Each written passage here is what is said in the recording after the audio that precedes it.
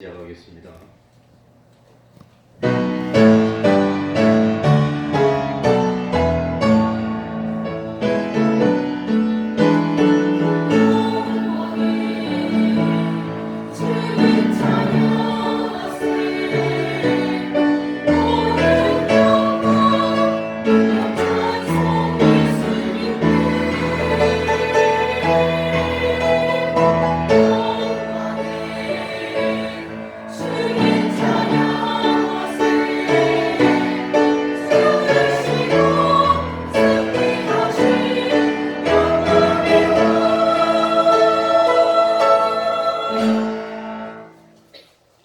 하나님 아버지, 지난 한 주 동안도 동행하여 주시고 감동으로 역사하여 주셔서 오늘도 거룩한 주일을 허락하여 주시고 하나님 앞으로 불러주신 그 은혜에 진실로 감사드리며 또한 감사드립니다.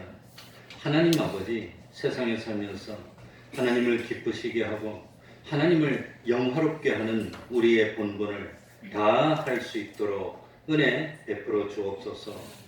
참으로 짧은 세상을 살면서 영생을 마련하는 놀라운 구원의 길을 열어주셨으니 세상에서 대접받고 세상에서 다 누리려는 어리석은 생각을 버리게 하여 주시고 세상에 살면서 썩을 것으로 심고 약한 것으로 심고 육의 것으로 심고 욕된 것으로 심어서 썩지 않을 것으로 거두고 신령한 것으로 거두고 강한 것으로 거두고 영원한 것으로 참 거두는 이 참 준비하는 삶을 사는 저희들이 될 수 있도록 하여 주옵소서. 세상에 살면서 참 우리가 그 행실이 거룩함과 경건한 형식이 되어 하늘나라를 준비하기에 부족함이 없는 저희들이 되게 하여 주시고 참으로 우리 자체가 하루하루 살 때마다 변화됨으로 주님의 형상으로 점점 변화되고 성화되어 준비하게 하여 주시고 참 하나님과 하나를 이루어서 동행함으로 참 하늘나라를 준비하기에 부족함이 없도록 하여 주옵소서. 하나님 아버지, 어리석게 자기를 높이는 삶을 살지 않도록 하여 주시고 주님처럼 섬기는 삶을 살고 낮추는 삶을 살고 참 복음을 전파하는 삶을 사는 저희들이 될 수 있도록 하여 주옵소서. 하나님 아버지, 이 시간 성령으로 함께하여 주시고 마귀의 참 그 모든 괴계를 깨뜨리고 우리 하나님이 참 받기에 합당한 진정과 신령의 예배드리는 저희들이 되게 하여 주옵소서. 주님의 이름으로 모인 곳곳마다 하나님의 은총이 함께하여 주시기를 바라며 예수님 이름으로 기도하옵나이다. 아멘. 다 같이 자리에서 일어나셔서 찬송가 21장입니다. 21장입니다.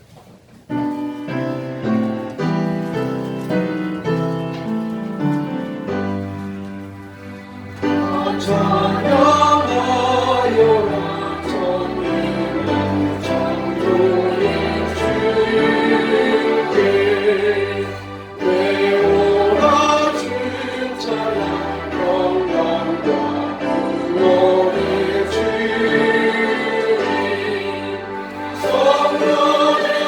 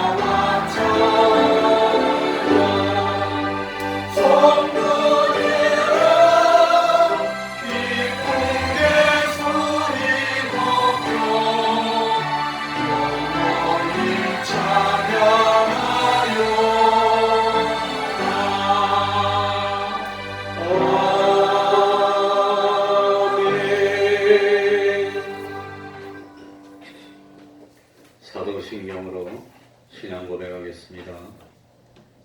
전능하사 천지를 만드신 하나님 아버지를 내가 믿사오며 그 외아들 우리 주 예수 그리스도를 믿사오니 이는 성령으로 잉태하사 동정녀 마리아에게 나시고 본디오 빌라도에게 고난을 받으사 십자가에 못 박혀 죽으시고 장사한 지 사흘 만에 죽은 자 가운데서 다시 살아나시며 하늘에 오르사 전능하신 하나님 우편에 앉아 계시다가 저리로서 산자와 죽은 자를 심판하러 오시리라. 성령을 믿사오며 거룩한 공예와 성도가 서로 교통하는 것과 죄를 사하여 주시는 것과 몸이 다시 사는 것과 영원히 사는 것을 믿사옵나이다.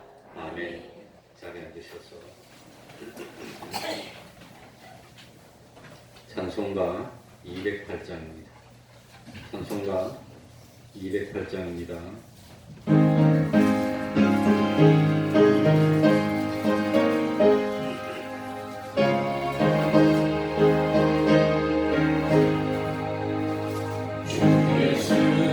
맘에 들어와 계시는 변하여 새 사람 되고 내 맘에 알아도 참 빛을 찾은 것주 예수 내 맘에 오신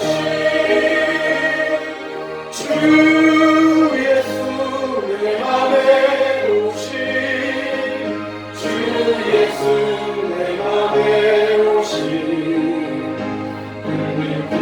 내 맘에 기쁨이 넘치는 주 예수 내 맘에 오신 주 예수 내 맘에 들어와 계신 후 망령된 임신을 듣고 머리털보다도 더 많던 내 죄가 눈보다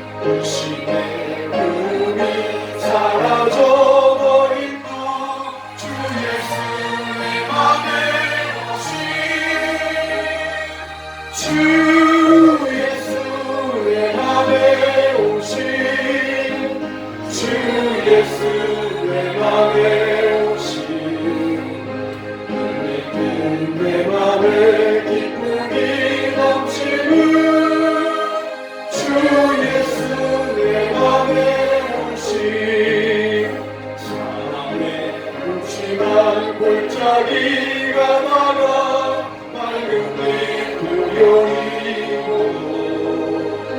저 멀리 하늘은 환하게 보인도 주 예수 내 맘에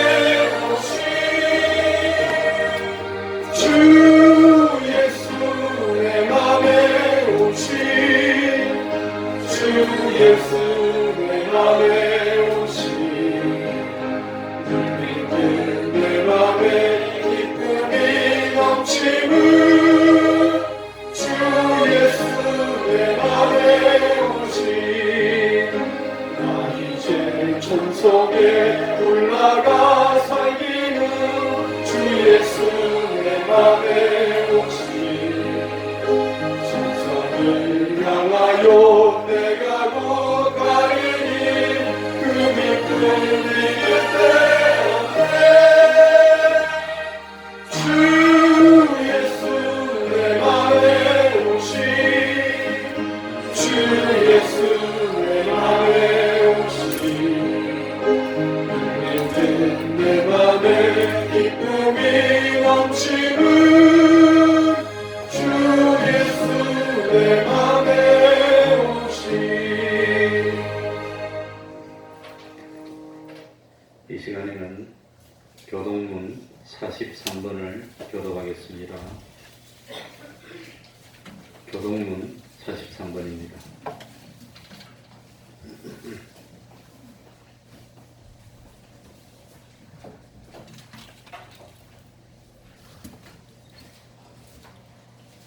교독하겠습니다. 내가 너희에게 이르노니 목숨을 위하여 무엇을 먹을까 무엇을 마실까 몸을 위하여 무엇을 입을까 염려하지 말라. 목숨이 음식보다 중하지 아니하며 몸이 의복보다 중하지 아니하며 공중에 새를 보라. 심지도 않고 거두지도 않고 창고에 모아 들이지도 아니하되 너희 천국에서 기르시나니 너희는 이것들보다 귀하지 아니하느냐. 너희 중에 누가 염려함으로 그 키를 한 자나 더할 수 있느냐. 또 너희가 어찌 의복을 위하여 염려하느냐. 들의 백합화가 어떻게 자라는가 생각하여 보라. 수고도 아니하고 불쌍도 아니하느니라. 그러므로 염려하여 이르기를 무엇을 먹을까 무엇을 마실까 무엇을 입을까 하지 말라. 이는 다 이방인들이 구하는 것이라. 너희 천국에서 이 모든 것이 너희에게 있어야 할 줄을 아시느니라. 너희는 먼저 그의 나라와 그의 의를 구하라. 그리하면 이 모든 것을 너희에게 더하시리라. 아멘. 이제 즐거운 날에 찬양이 있겠습니다.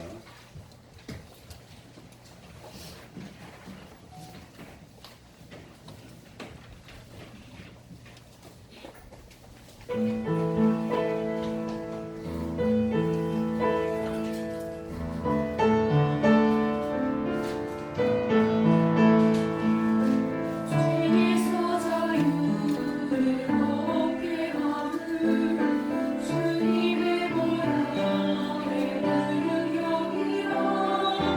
눈보라 너희를 낫게 하는 것 주님의 보혈의 능력.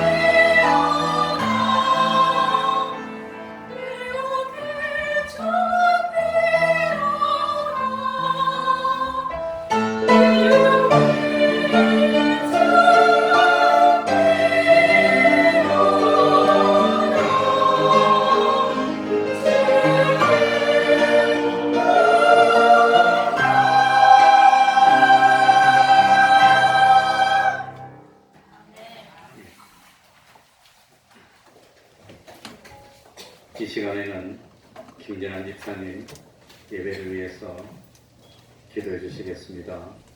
다 같이 기도드리겠습니다.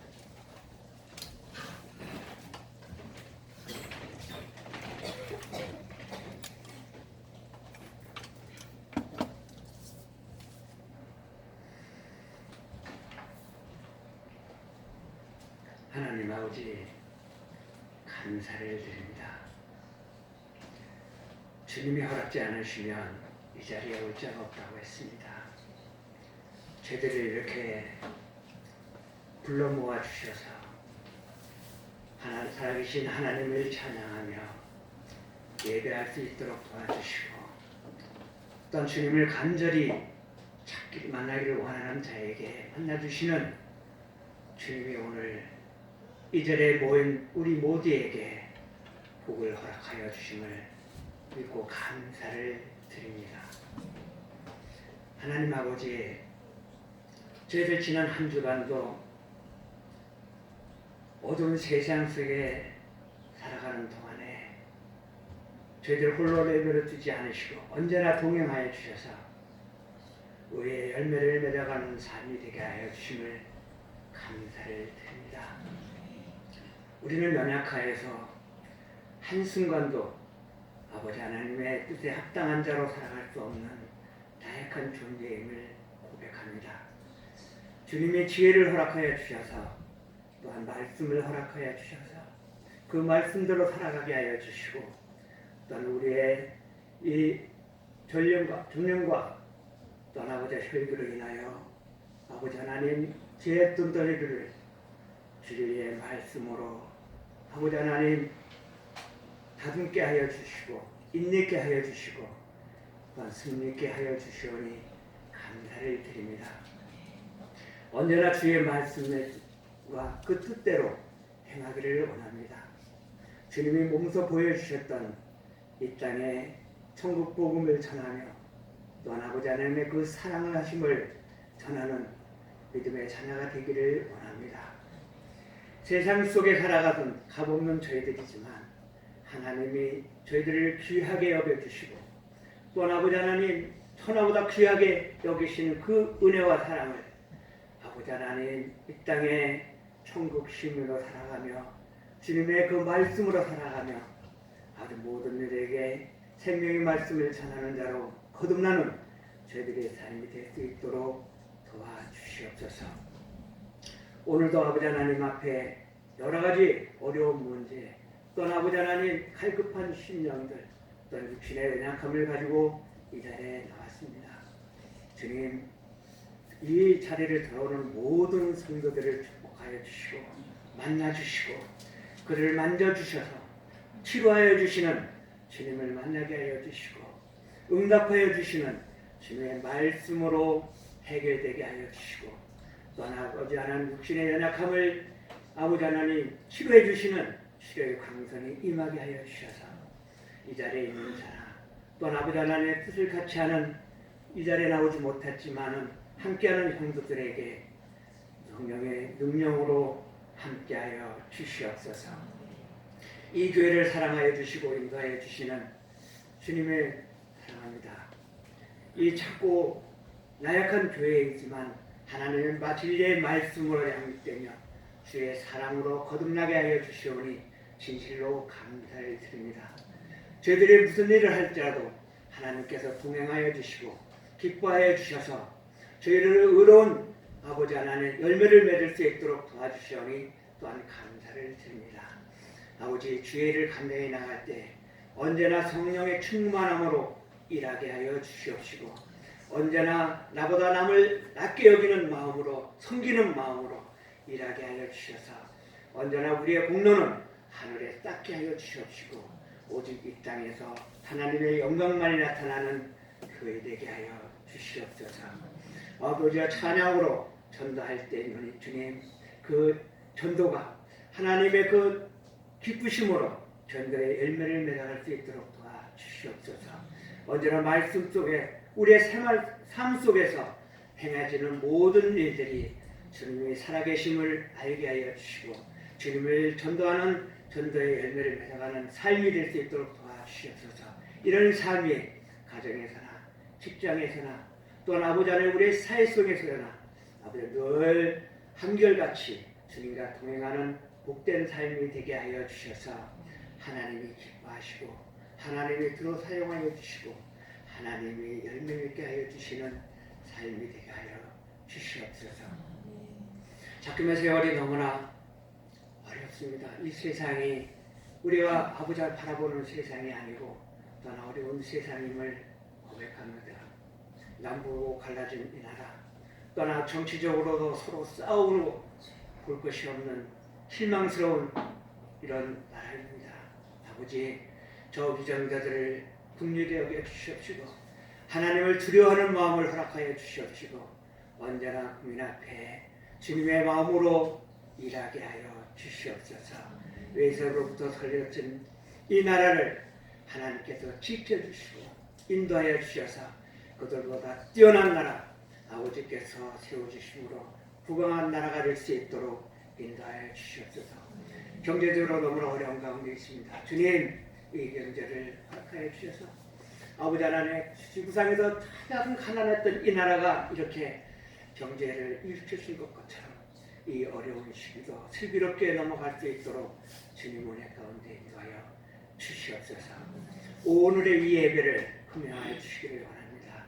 신령과 진정으로 드려지는 예배가 될 수 있도록 도와주시고 하나님을 만나는 귀한 예배가 되게 하여 주시옵소서. 잔에 세우신 목사님 늘 영육간의 강건함을 허락하여 주시옵시고 말씀의 권능을 허락하여 주셔서 그 말씀이 우리의 아버지 하나님 마음밭에 심기어 아버지 자라고 열매 맺을 수 있도록 도와주시옵소서. 이 모든 말씀 우리를 원하여 주신 예수님 이름으로 감사하며 기도드립니다.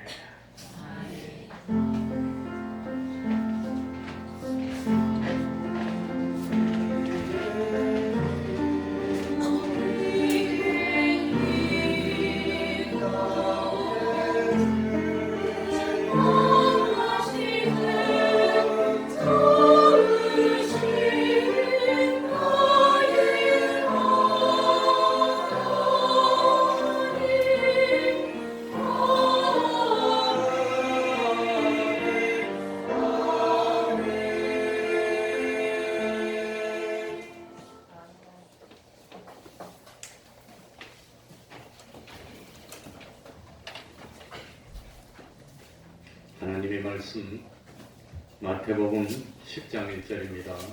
마태복음 10장 1절입니다.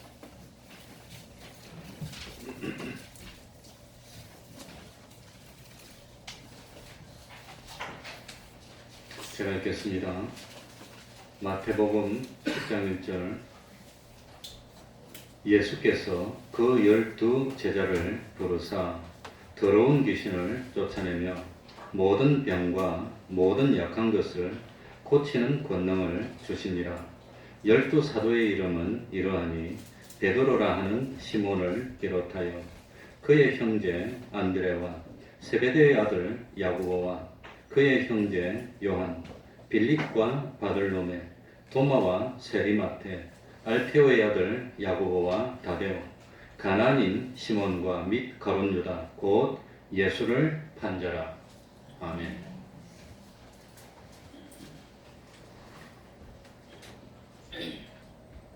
많이 덥습니까?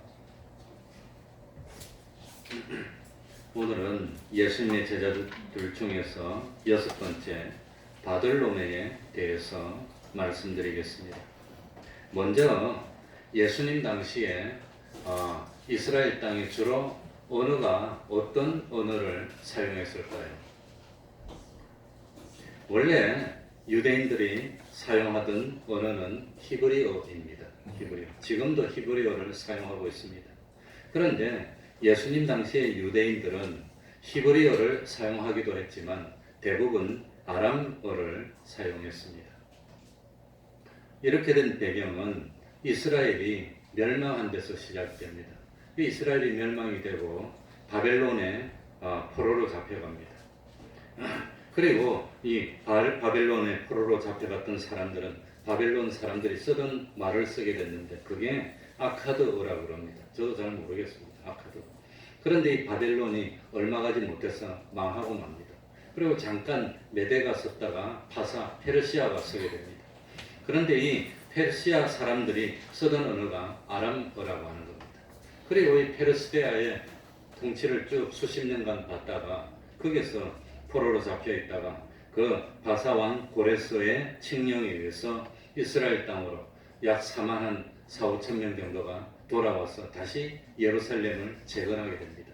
그래서 이 참 파사에 의해서 그 나라에 포로로 되어 있다가 돌아온 사람들이 어떤 말을 썼느냐? 아람어를 썼다고 하는 겁니다.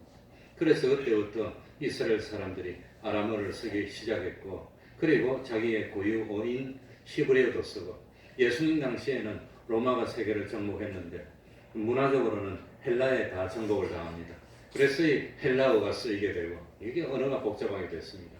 그래서 구약은 히브리어로 다 되어 있고 마지막 부분이 아람어로 좀 되었다고 합니다. 저 자세히는 모르겠고, 그리고 신약은 그 대부분 아람어로 되어 있고 헬라어로 되어 있고 그렇습니다. 그래, 왜 이 이야기를 하느냐? 오늘 말씀드릴 예수님의 제자가 바들로메입니다. 이름이 바돌로메. 그런데 이 첫 글자 바가 뭐겠습니까? 바. 어디서 많이 듣던 말이죠. 바.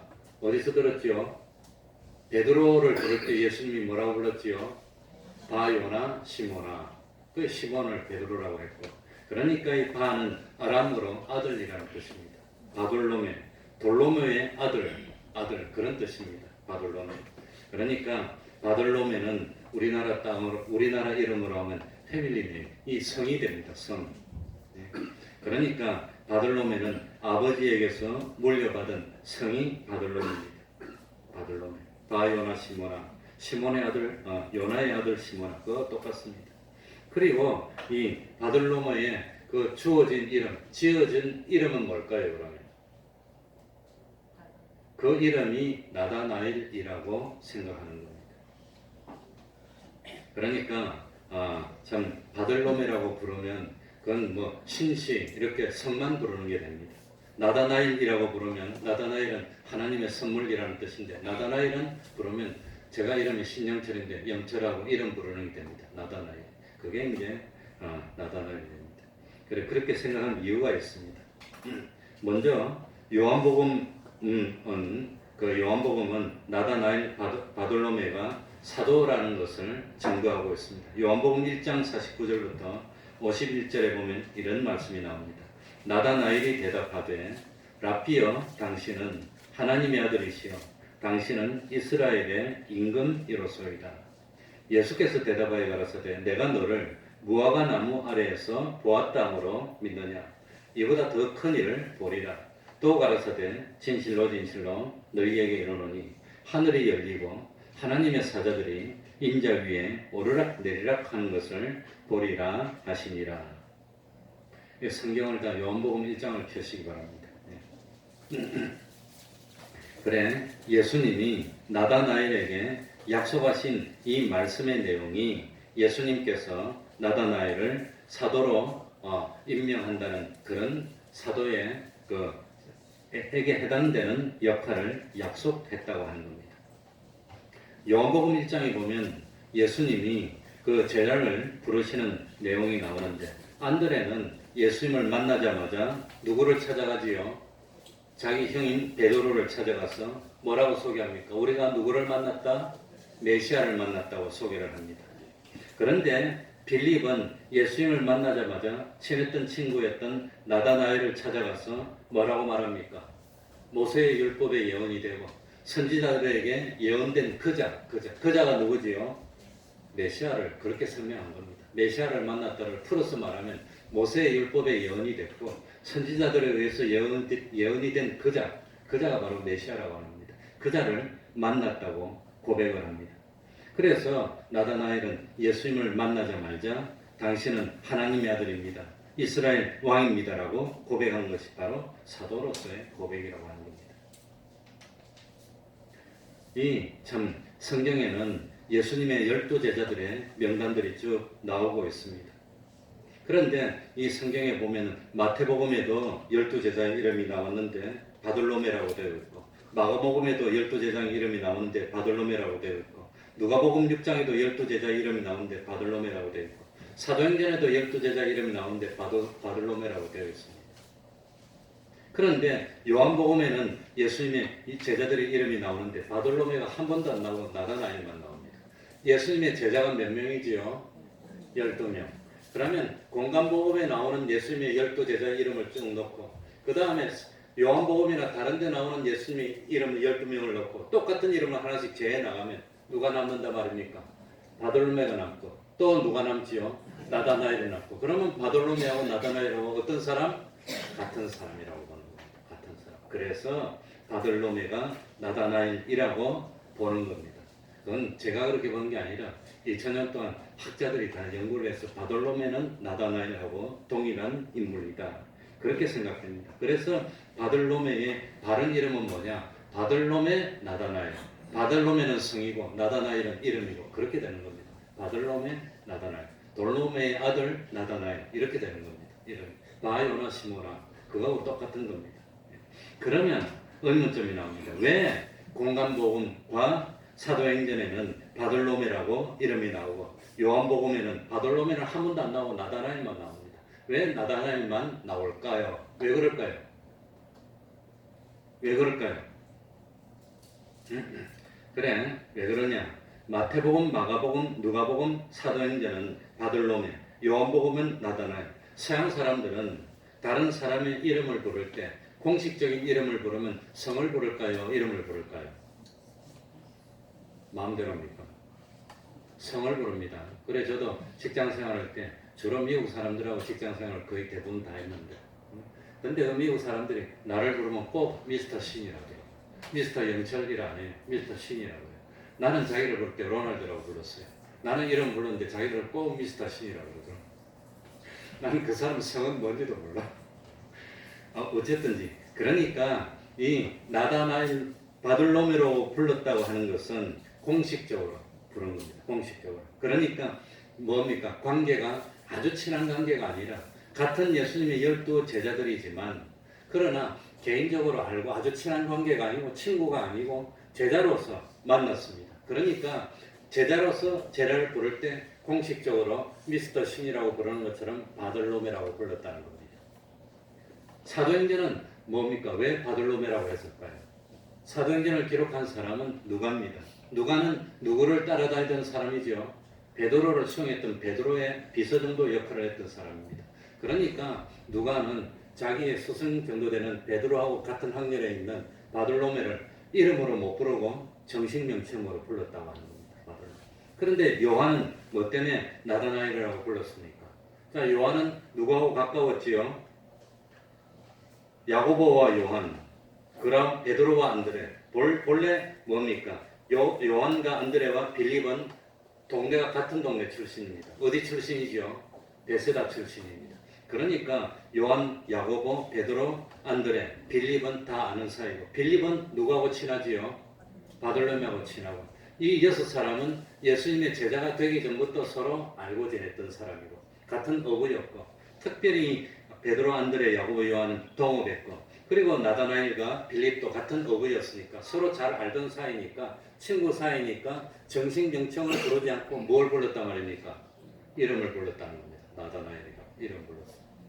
그러니까 부르면서 참 미스터 신이라고 부르는 게 아니라 영철아 이렇게 부르는 겁니다. 그래서 요한은 이 뭡니까? 이 나다나엘에 대한 내용은 요한복음에만 또 나옵니다. 이 요한복음에만 나오는데 요한복음에만 나오면서 친했던 나다나엘을 부르면서 나다나엘이라고 이름을 불렀고 그리고 마태, 마가, 누가, 사도행전은 요한, 이 바돌로메에 대해서 하나도 안 나옵니다. 안 나오는 대신 정식 명칭인 뭘 불렀단 말이죠? 성을 불렀다고 하는 겁니다. 바돌로메라고. 그럼 이해가 갑니까? 옵니까? 그러니까 성경을 보면서 바돌로메라고 불렀으면 이 참 서로 같은 제자들이기는 하지만 친한 친구 사이는 아니고 그러니까 바돌로메라고 불렀어요.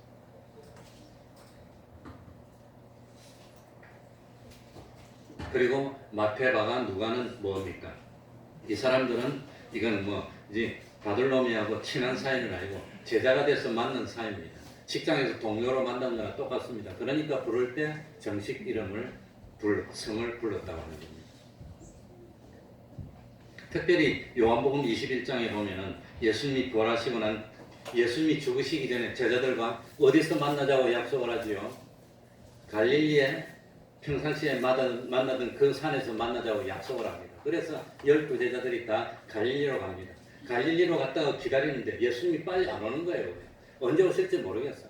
그러니까 제일 먼저 급했던 베드로가 나서면서 나는 뭐하러 가련다? 물고기 잡으러 가련다. 그랬더니 같은 어부 출신이었던 7명의 제자들이 베드로까지 다 물고기를 잡으러 갔는데 그 7명의 제자 명단이 요한복음 21장에 2절에 나온다고 하는 거예요. 2절에 보면 시몬 베드로와 디두모라 하는 도마와 갈릴리 가나 사람 누구와 나다나엘과 세베대의 아들들과 세베대의 아들이 누구지요? 야고보와 요한입니다. 이 5명의 이름이 나오는데 그게 누가 나왔단 말입니까? 나다나엘이라고 나온다고 하는 겁니다. 그러니까 나다나엘이 12제자가 분명하고 이 보면은 참 갈릴리 가나 사람이고 그러니까 이 바들로메는 성이고 이름은 나다나엘이고 그러니까 바들로메 나다나엘 이렇게 된다고 하는 겁니다. 그래서 갈릴리 가나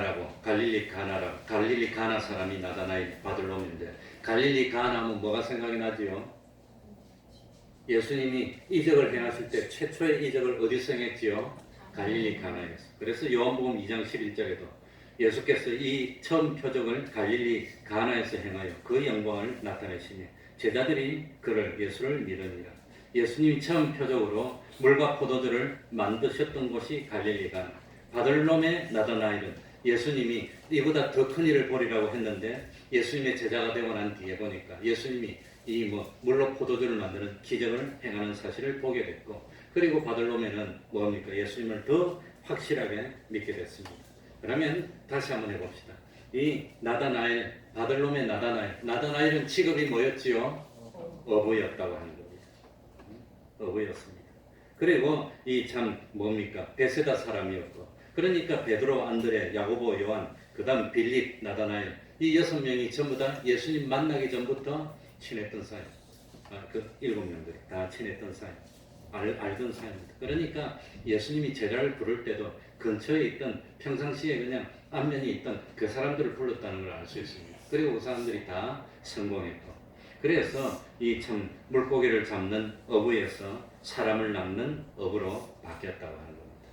예수님이 12제자들 중에서 7명이 어부였는데 물고기를 잡아서 수입으로 삼다가 우주보다도 귀중하고 가치 있는 사람을 구원하여서 영생하는 생명을 얻게 하는 그것을 수입으로 삼는 사람으로 변화됐습니다. 그러니까 오늘날 우리들도 직업이 뭐라 하더라도 나는 원래 직업은 그거는 취미생활이고 정말로 나는 이 취미생활, 직장생활을 하면서 복음을 전해서 사람을 구원하는 그것을 나의 수입으로 삼겠습니다 하는 사람이 되어야 됩니다. 이 신약 성경 전체에 예수님의 12제자 중에서 바들로메 나다나엘에 가는 내용은 요한복음 1장에 나오는 게 전부 다입니다. 요한복음 1장에 나오는 게 45절부터 51절에 나오는 그 내용이 전부 다고 나머지는 명단만 나옵니다. 나머지는.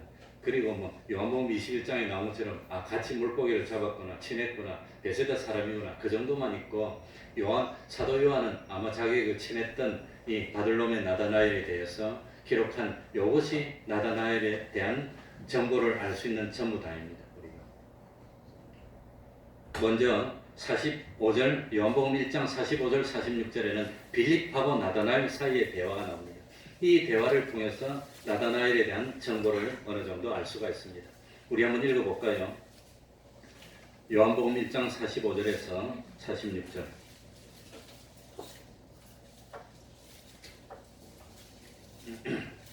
45절 46절 다 같이 읽겠습니다. 빌립이 다 같이 읽습니다. 시작. 빌립이 나다나엘을 찾아 이르되 모세가 율법에 기록하였고 여러 선지자가 기록한 그 일을 우리가 만났으니 요셉의 아들 나사렛 예수니라.